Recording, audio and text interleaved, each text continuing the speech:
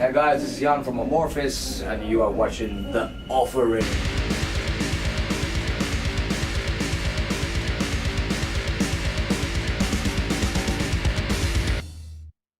This time we didn't have to wait a long time to see you back in North America. How is this new touring experience?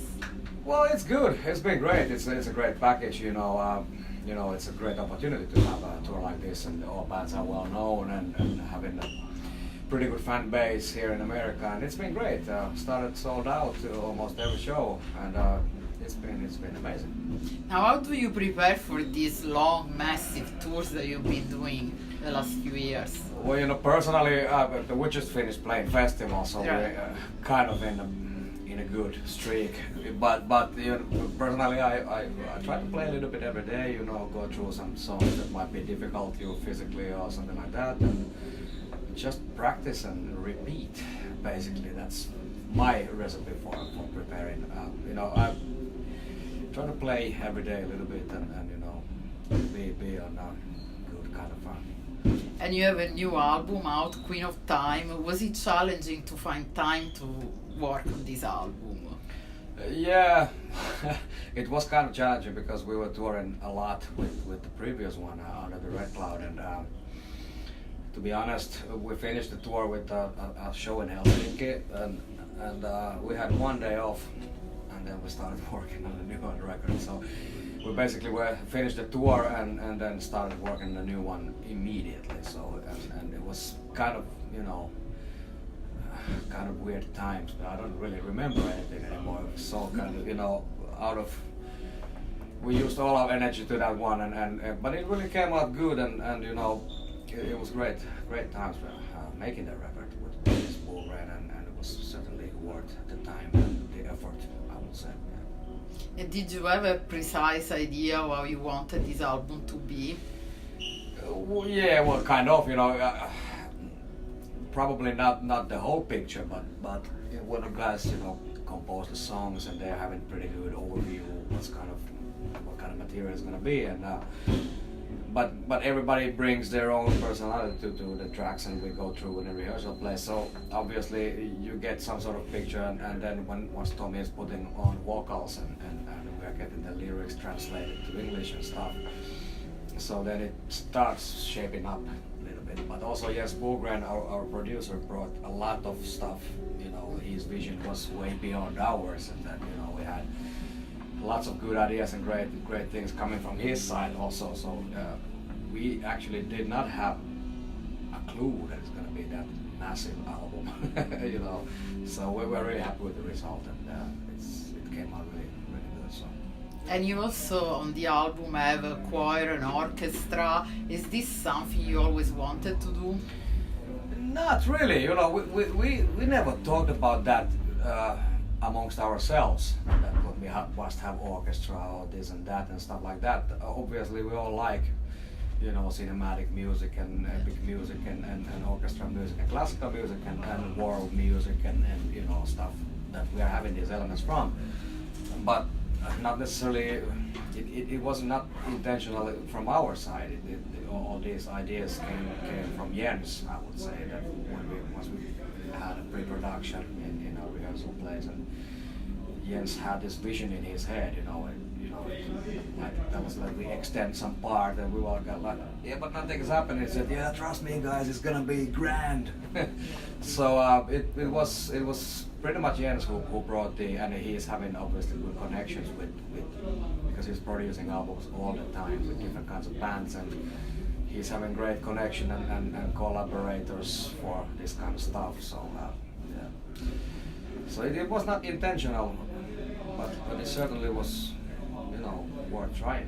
So since you like the result, do you think you will experiment more with symphonic and classical elements in the future? It's impossible to say at this point because we haven't composed zero material for the next one, because we have to finish this tour first. But it's probably certainly on the table,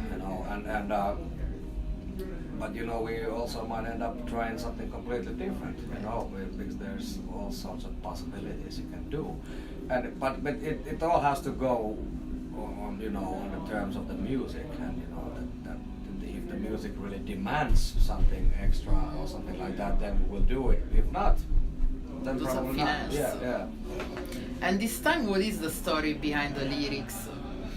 Well, yeah, I'm probably not the best guy to explain that, but Pekka is doing it's about rise and fall of civilizations basically, and I would say it's personally I feel the lyrics the way that it's for every person to have their own perspective. I might feel them certain way, and some people might learn them, feel them different way, and that's what I heard from a lot of people talking about that, but I'm not gonna be able to give you an overall explanation what it's really about, because I'm not the one who did them, and they may feel different to me personally every time I listen to it. I find new meanings every day. Right. Yeah. So I hope that explains at least something. Do you have a favorite song to perform from Queen of Time? Well, there's many, obviously, but yeah, maybe Daughter of Hate is really good live. Heart of a Giant, those two I would say is my favorites. And do you feel like with all this touring and this new album you're living a golden moment? No. No? Yeah, I mean, I have a family. I have to be away from my family all the time. Right. So it's not a golden moment in that sense, but on the other hand, obviously, I feel very lucky to be able to do this, because this has been our goal, throughout the career and when we were kids and started playing. So in that sense, absolutely, yeah. And in fact, at this point of your career, what motivates you to continue making music? Well, we're pretty ambitious musically, and we love making music, and that's what we do. So there is no, we don't want to put out a semi-good album. We want to put out a great album after great album, if we can possibly do it. And so far people seems to like it, and we enjoy doing it, and that's what we do, and that's our lives, agenda. So I think we're gonna keep on doing this until we're dead, basically. It's a good idea. I think it works. And when you think about the previous albums, do you still identify with those songs? The previous albums, yeah. I mean, we are standing behind every album we are doing. We would not put it out if we are not 100% sure it's gonna be good material. So absolutely, and we like to play these songs live, and we like to change the set lists a little bit, little by little.